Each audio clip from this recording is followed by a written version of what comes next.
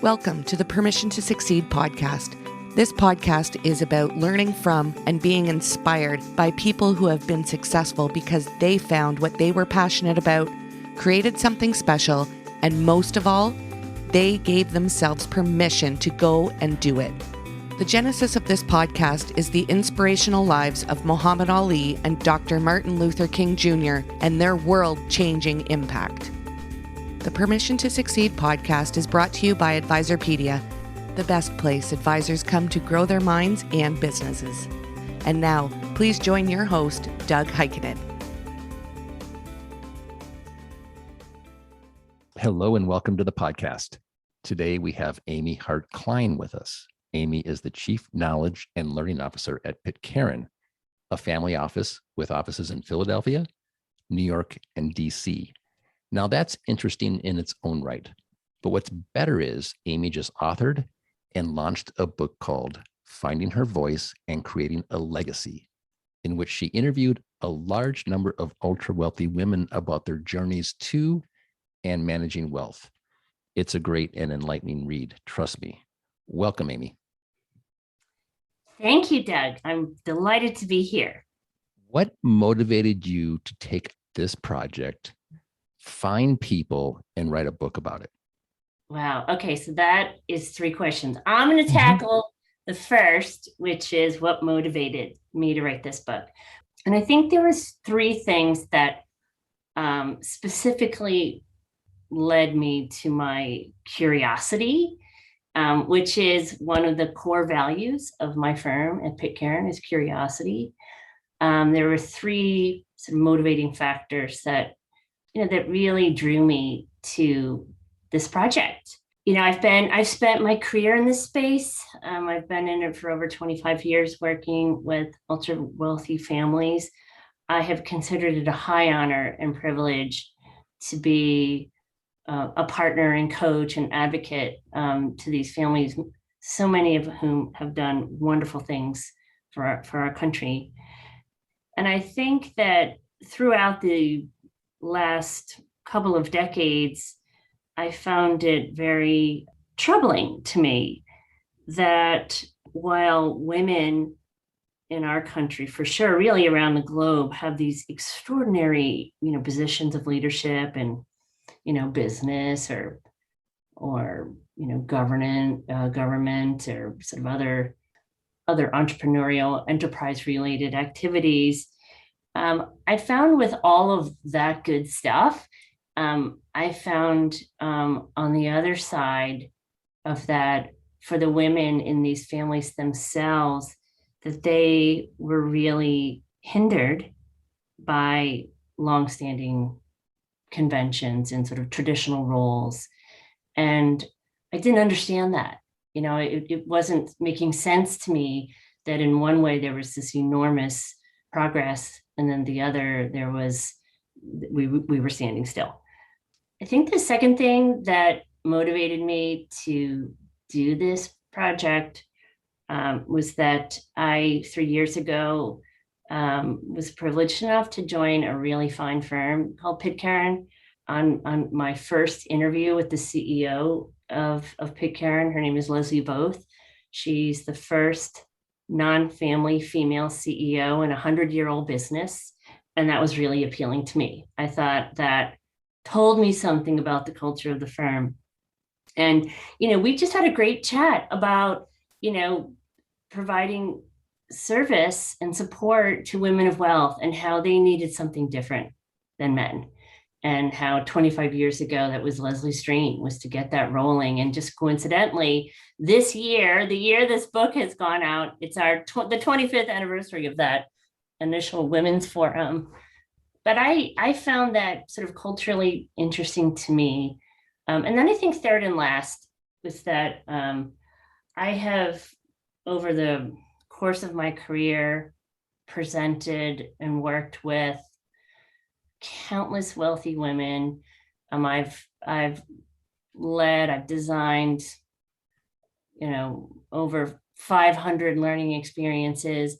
And I always recall, especially in the last few years, sort of standing in front of this, like a sea of faces in the audience. And There weren't a lot of women there, but there were enough. And I remember sort of locking eyes with them and really wondering what was going on in their head when I talked about things that were sort of not necessarily topics that were sort of fluid and comfortable to women, and that is around finances. And, what really bothered me was that I heard their silence.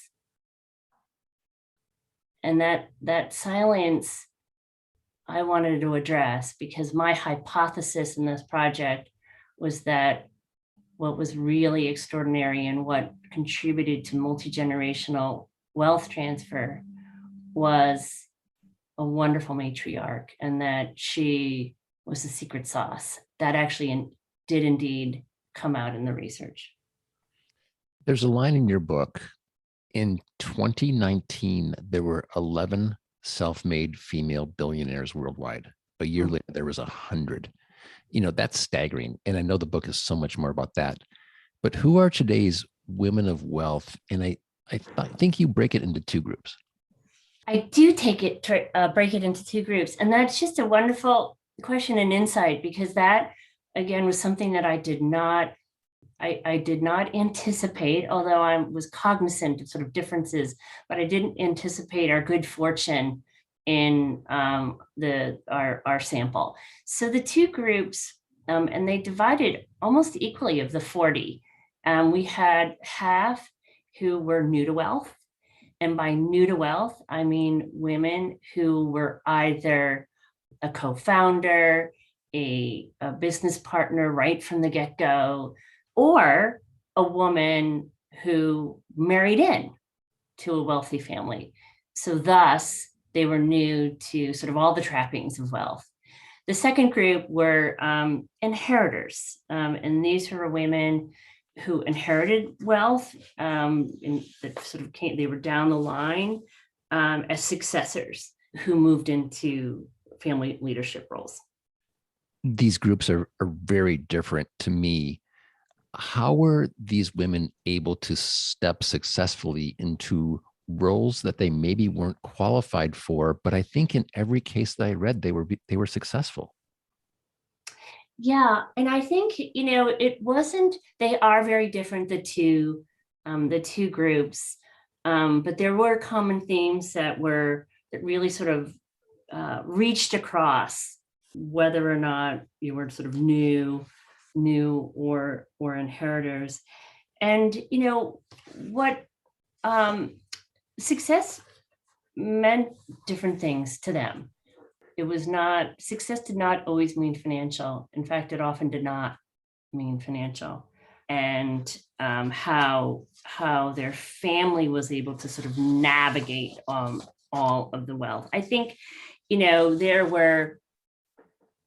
there were a few themes that I think were relevant as we sort of think about their success.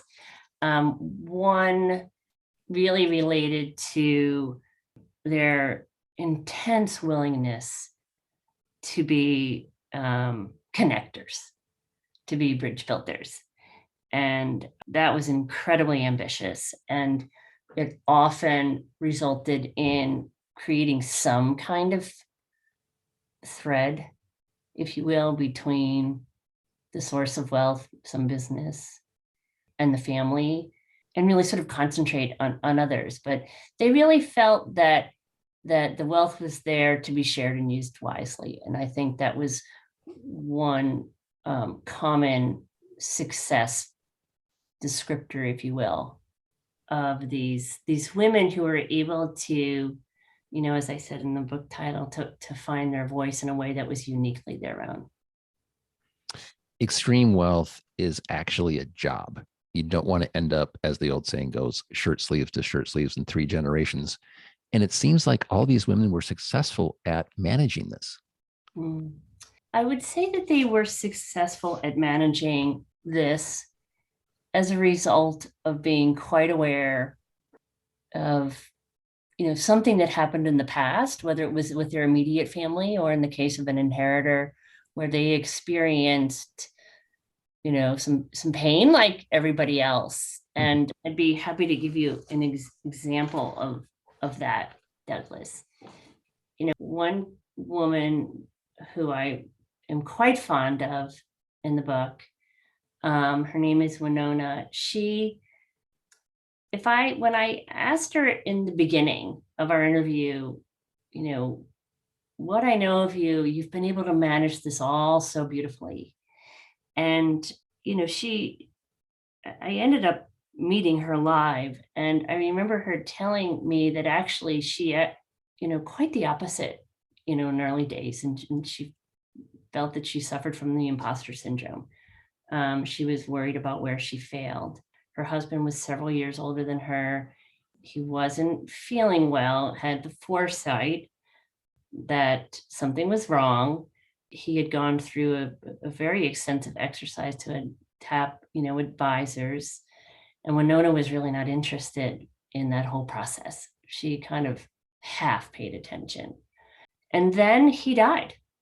And she was flummoxed, is polite, flat-footed is also polite. She was utterly devastated.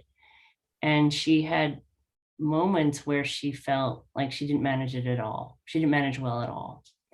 And yet what I really appreciate about her story was she leaned in, which to a person, I think when women in this study have told of their brighter moments, it's when they just sort of accepted what was in front of them and leaned in. And in her case, she literally set out to, know the business language. She did not know anything about finances. She was a creative by training. And she read everything from Investing to Dummies to reading Carl Schwab's, 101 book. Became extremely well read to the point where she was able to evaluate someone who was a bad advisor and was able to find the courage to let him go and reject, her husband's, her late husband's advisor. And so hers is a story where managing, it ebbed and flowed, and success was really, quite unique. And really every story like this had aspects of where it went well and where it did not go so well. I was moved by story 9, A Path from Old Money. Carrie, who's in the story, didn't want anybody to know of her wealth. She said it made her different, and she wanted to be recognized for her own abilities. Yeah. She wanted to be a normal person, is what she said. How common is this in this group? Yeah, I think in the inheritor group, Doug, which Carrie is in the inheritor group, and hers was one of my favorite stories. In her family, she had a signer of the Declaration of Independence. And particularly for the inheritors, they had to run cross current to family culture that was quite embedded and entrenched. And in her case, women were brought up to be good dinner partners. One of them said to me, who was same generation as Carrie, I was brought up to be a good dinner partner. That's what my father said I needed to do. And yet that did not work for them, as they wanted to create their own family culture that was modern and a sign of the times. But that was quite common. Carrie's in her 70s. So for those inheritors who were older, on the older end of the scale, that was a very common notion. For those who were on the younger end, there was another favorite story of mine was Diane, who is in her 50s. She has a signer of the Declaration of Independence in her family. And yet, because of that being in her 50s and not her 70s, her ability to really spot quickly family culture and traditional entrenched family culture and work to make it more modern, and one in which she felt delighted to raise her daughters in. She figured out how to embrace what she had. And thus it's been a more positive, albeit still difficult experience. But I think a function of that sort of being angry and wanting to hide and feeling like she had to try harder than others. I think that there was some demographic component to that for older inheritors versus younger inheritors, but it really is quite common in the inheritor group, principally because one of the big themes for that particular cohort is that women were family culture innovators. And I loved talking about that. I loved asking them how they innovated. And it was very creative. It was personal to them. They never had a roadmap. They did not have role models that were inspiring to them. So they were on their own. And so I loved watching them innovate. So what's the role of advisors in all this? It seems like such a daunting task. There's so much you can learn in it, but boil it down for me. One of the reasons that I really wanted to do this study was that as an advisor in this space at Pitcairn, I thought it was incredibly interesting that at our firm, my first year there, every piece of new business that came in, a matriarch was the decision maker. And I thought that was incredible. I really wanted to understand why was it that they liked us, and what was it that my particular firm was doing that was appealing to them. And so this question of advisors, I asked all 40 women. And I had a wonderful partner in this book named Dennis Jaffe. And we talked to the women about their advisors. It kind of split down the middle. No, I take that back. I think those women who appreciated their advisors were those who served as a partner.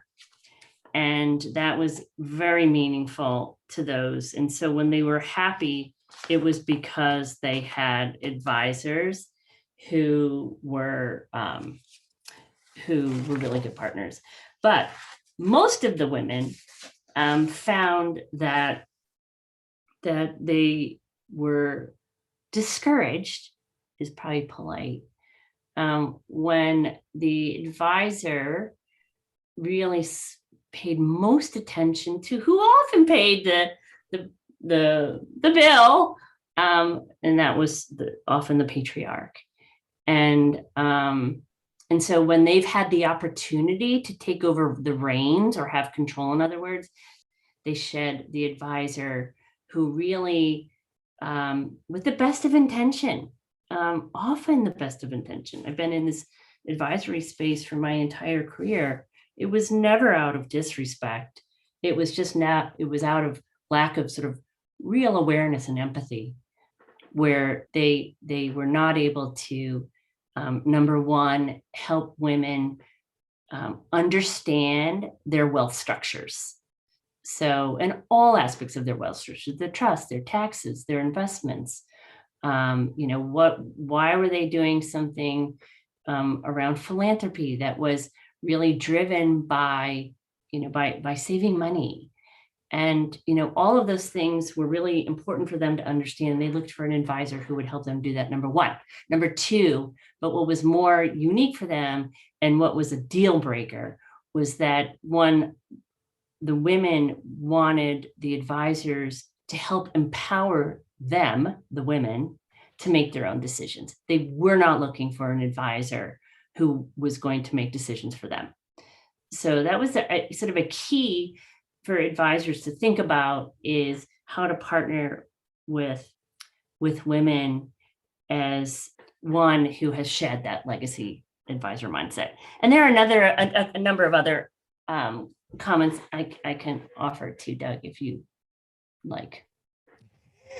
Well, we would like, but I just wanted to move on to, how does this trickle down to women who have less? All the study, these learnings that you made. Yeah. Many thanks for that question, because an unintended consequence of this work, a very special one actually for me personally, is that this the engagement and the interest in this work has been extraordinary in communities of wealth, primarily for rising Gen women. And as they now have role models. These women to a person said, I didn't have any role models, or the ones I had were really not the model of what I was hoping for my family. And so it's trickled down in the wealth community to be really supportive of young wealth holders. And I have loved seeing older ones and younger ones sort of pair and be coached. I think additionally, it trickles down again in that wealth community to the patriarchs, to the fathers. I gave a speaking engagement a number of weeks back, and I had a small, I had a 30-person breakout to really talk through what all this research meant to families. And there were 3 men in the room of the 30. And I thanked them for coming. I asked them what drew them in. And, with earnest eyes and empathetic eyes and an open heart, they said, I have daughters and I want them to find their voice. So in communities of wealth, it's been an enormous trickle down. I think, it's a special question to me personally, because I don't think that there's really anything in this body of work that isn't relevant to women who don't have this level of wealth. I don't really care how much money you have. I think we all have the same hope and dream to flourish as people and to find our voice and figure out what we're all good at. And I don't think we really talk about that much. One woman who was not in this community of wealth was really thoughtful about it and called me up and said, I really want to thank you because you've helped me really think about what is my voice. And it requires introspection. It requires permission. And that was one of the highest compliments that I received about this work. So whether you're of wealth or of this level or not, I think the trickle down is actually quite extraordinary and ends up really being a gift to me. As a woman walking this great land. When you finish a book, I imagine there's great relief, great satisfaction, and a great exhale, but it also can be a beginning. So how can you ensure that this book lives on? Yeah. Oh, thanks for asking that, Douglas, because, I told you this wasn't about a book. I didn't want to write a book. I love reading. I have tons of books.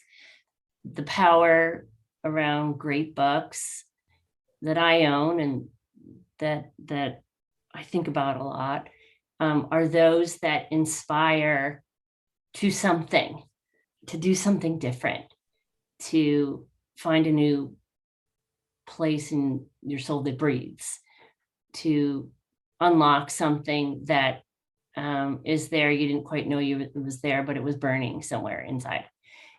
And what has happened are 2 things as a result of this book since it's been written. One is that women are hearing about this book, which is crazy. And they're asking their friends if, how they can be a participant in the study. And so Dennis and I, we are way over 40 now. So we keep talking to these women and, as it just sort of affirms or not, or adds greater insight to the content, but it also sort of builds community. And I think that's the second way in which I hope this lives on.